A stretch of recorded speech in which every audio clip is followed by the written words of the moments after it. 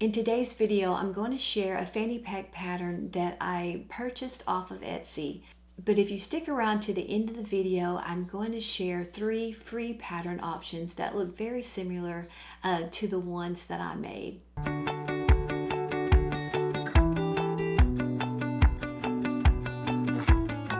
Hi, I'm Lisa and welcome to my channel, The Southern Seamstress. In today's video, I'd like to share some gifts that I've made for my twin daughters' birthdays that are coming up on February 18th. These gifts will also help me check off another completed project from my Make 9 2025 list. I've noticed in the last few years that both my daughters like to use fanny packs when they go hiking or camping or to festivals or fairs. Wearing a fanny pack, they can store a few needed necessities while keeping their hands free to do other things.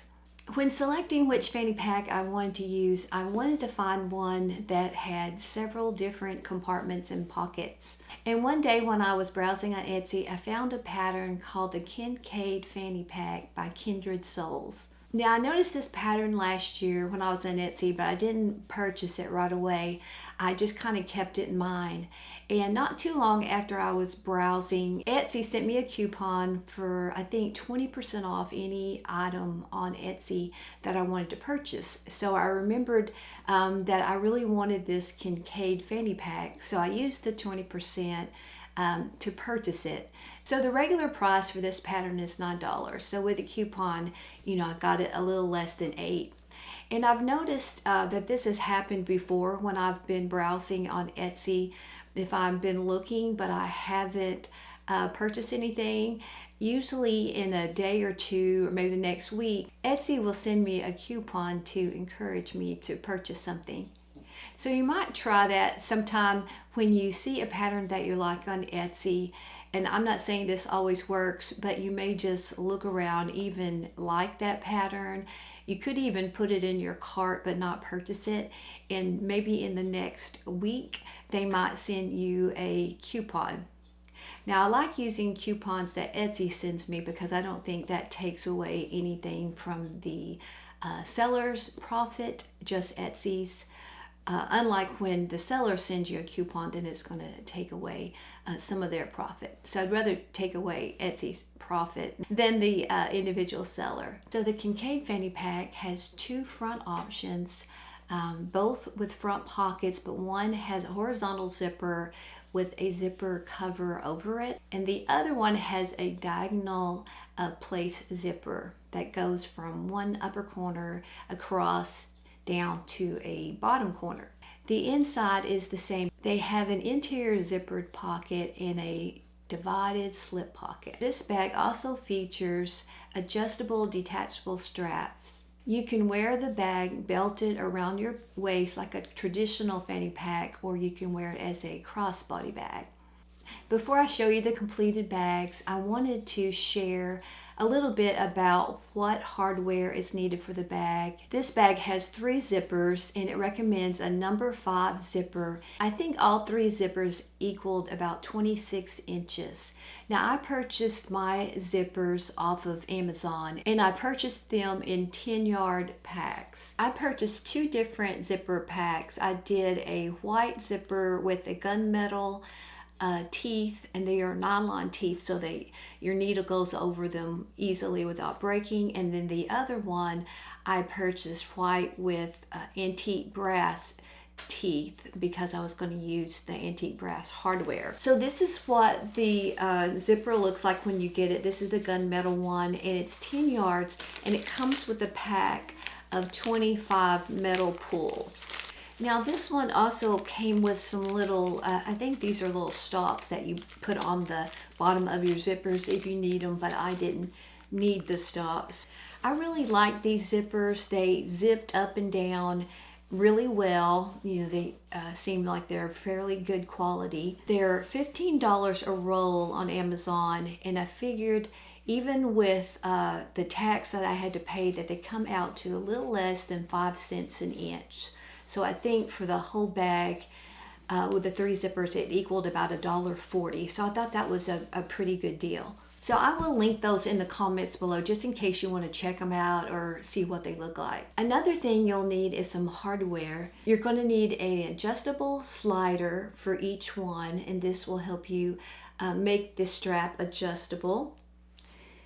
And then you'll need 2 D-rings, and then you'll need 2 of these little swivel clasps that will be at each end of the strap, and then you'll hook it on to the D-rings that will be on your bag. What I purchased on Amazon was this 56-piece collection, and it had exactly the 3 types of hardware that I needed: the swivel clasps, the sliding buckles, and the D-rings. Now you can purchase this set in just one solid color, or you can get it in an assortment of colors.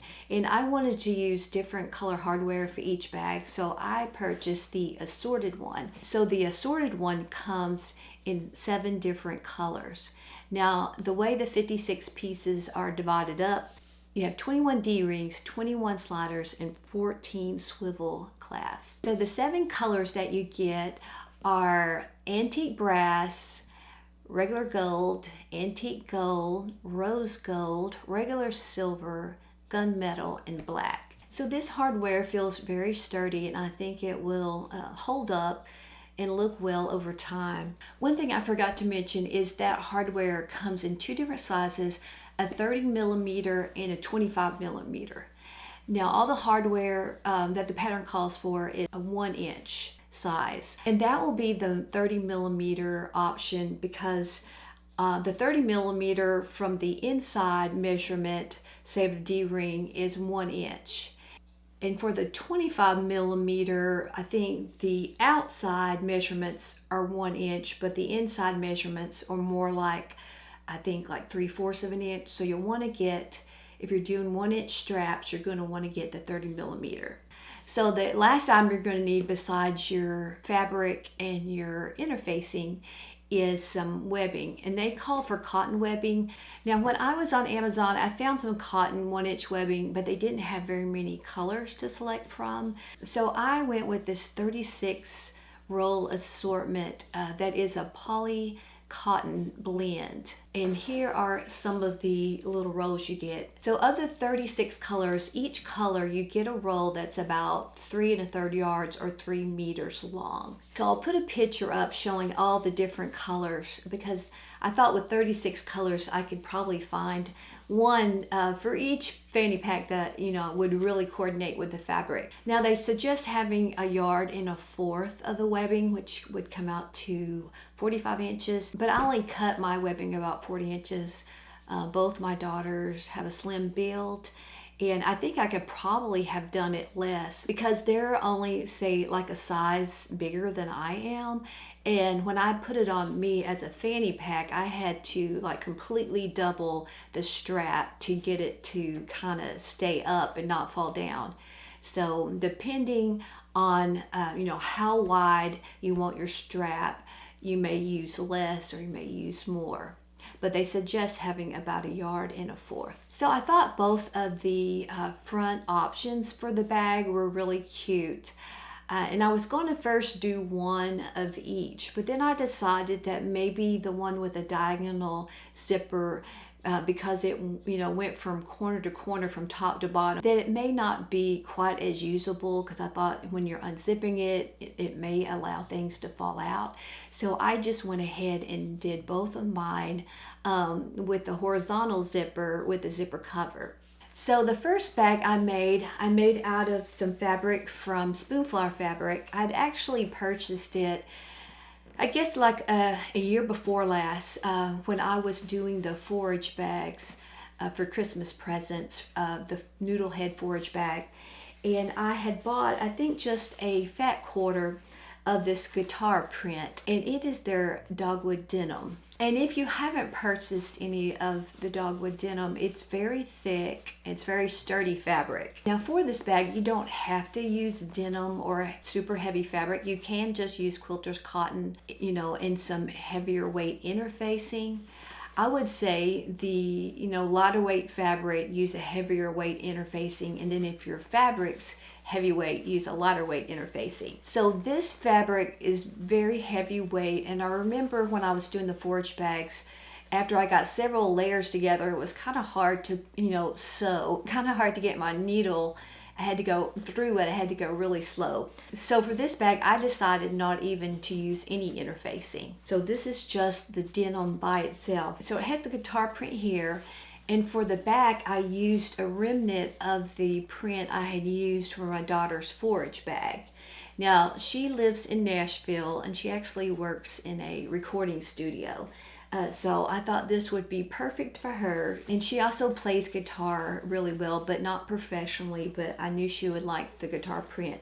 I put this on the back because I wanted the Nashville to show up, and since this is all chopped up, my Nashville wouldn't have shown on the front. And then I also had this coordinating teal color fabric left over from those bags that I had previously made. So this one has the white with the antique brass zipper, and I think it really coordinates well with this kind of brassy gold tones on the guitar strings right here and the gold guitars.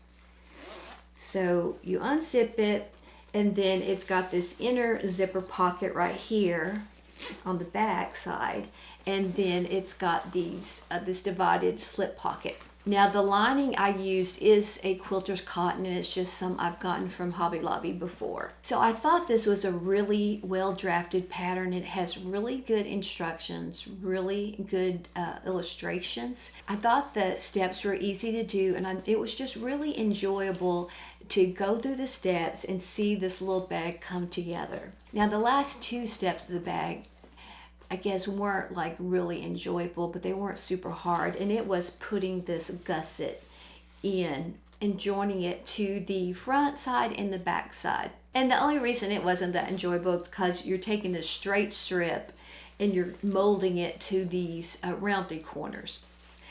And the only tedious part about that for this bag was because the fabric was so thick and dense. So, it didn't like to curve that well. So putting on the gussets, the next step. And then the very last step is just covering up the raw edges of the seams inside. Because when you make the bag, you're attaching each piece of the lining to each piece of the outer fabric. It's not a bag where you make the lining separately and then, stick it inside. So you have to cover up the inside seams. So they have you take some double folded bias tape and then sew it around the raw edges of the seam. I think the pattern does tell you not to worry about trying to get your bias tape perfect. You're not trying to cover up the whole seam. You're really just trying to cover up the top edge, the raw edge, because you don't want to actually sew this down on the seam line that you've made previously, because if you go over, then this line is not going to be nice and straight anymore. It's going to be irregular. So I had this rainbow looking bias tape in my bias tape stash. I think I got it at Walmart or Hobby Lobby. I think they both carry it, and I thought it looked really cute. So if you look close, it doesn't cover all the seaming. It does cover the raw edge, but when you're just glancing in the bag, I think it looks really cute in there. I don't think I showed the front really well, but here's just has this covering over your zipper that's underneath right here. They have you make your strap at the very beginning. It's the first step, along with these little tabs right here. So then when you get your bag done, you can just attach your straps. So this will be for my daughter Amber that lives in Nashville. So for the second bag, I made it out of this really cute dog print. Hope you can see that. Maybe you can see it better on the back. Now this fabric is also from Spoonflower Fabrics. So when I ordered it, I just ordered the lightweight twill because I knew I didn't want to work with the denim anymore. And their lightweight twill is definitely lightweight. So of course it's heavier than, quilter's cotton, but I would say it's even a little bit lighter than some canvases I've bought, just like your ordinary canvas prints that you might get at Hobby Lobby. I think this is just a slightly lighter weight. So you can kind of compare those two. So since this was fairly lightweight, I decided I would put a little interfacing in this one. So I just used a lightweight interfacing to help give it some body. And then I had this gray canvas, I think that is from Hobby Lobby, that I used for the zipper cover and then the little side tabs. And for this one I used some of the darker gray webbing that came in my assortment. I think that matches well. These dogs, the outlines are kind of a dark gray, so I used the white zipper with the gunmetal and the gunmetal hardware. I think that looks really good together. So it's exactly the same bag. The lining, I think it's from Hobby Lobby. It's just some quilter's cotton. So it has the same zipper and divided pocket on the inside. I will say when I was making the second bag that it went quicker than the first bag because I knew how the construction was going and I had already done all the steps before. So the second bag was really easy to do. And it was also easier to do because it wasn't quite as stiff. So when I did the gusset on this one, I did it much quicker than I did on the previous bag. And after putting on 6 different zipper pulls, I think I've gotten much better at that, because before I was always struggling with getting the top edge even when I would attach the pull. But when I was doing the last couple of zippers of these, I was getting them to come out really nice and even at the top. So this was really good practice for attaching the zipper pulls to the zipper by the yard. So that's my second completed one. Now I know some of you might want to try making a fanny pack, but maybe for some reason you just don't want to purchase a pattern. So what I did was look online for some free fanny pack patterns, and I've selected 3 to share with you. Now I'm trying to find patterns that were similar to the Kincaid Fanny Pack. And the first one is the 2-zipper fanny pack by Kincaid. Now this one has really close to the same shape. So this fanny pack has an outer zipper and then it has, I believe, an inner zipper pocket. Now another pattern that you might try is the Everyday Belt Bag by Sewing Times. Now this pattern has 2 options. You can purchase the downloadable pattern instructions for like $4.25. But you don't have to make it. You can make it completely free. She has a YouTube video tutorial that shows you exactly how to make it, and it shows all the dimensions of all the pattern pieces, because basically, you know, mostly you're cutting out rectangles, and then she shows the length of the zipper and she goes step by step. So you can make the bag without purchasing anything. Now I think this pattern resembles the Kincaid Fanny Pack, probably maybe a little more than the Kincaid, because it has the zipper opening on the top, but then it has the zippered front pocket. I don't think it has a zippered pocket in the inside, but you could always, you know, add your own pockets. So that's the Everyday Belt Bag by Sewing Times. Now the last pattern I want to share is the DIY Fanny Pack by KHAL Handmade Project. Now this fanny pack is similar in that it does have a top zipper and it does have a front zippered pocket. Plus this one has a gusset strip that connects the front and back sides together like the Kincaid one does. This fanny pack has a YouTube video tutorial that shows exactly how to make it, and she also has a free download template of the pattern pieces, and I think I found that in the description below her video. So that one looks a lot like the Kincaid one. In that video I think she's making her straps rather than purchasing them, but once you have the basic pattern I think it will be easy to adapt it to however you want it to look. So I hope you enjoyed seeing the gifts that I made for my daughters and also hearing about the free pattern options. And if you did, I would love for you to give me a thumbs up. And if you haven't subscribed already, I would love for you to hit that subscribe button. So until I see you in my next video, take care and happy sewing.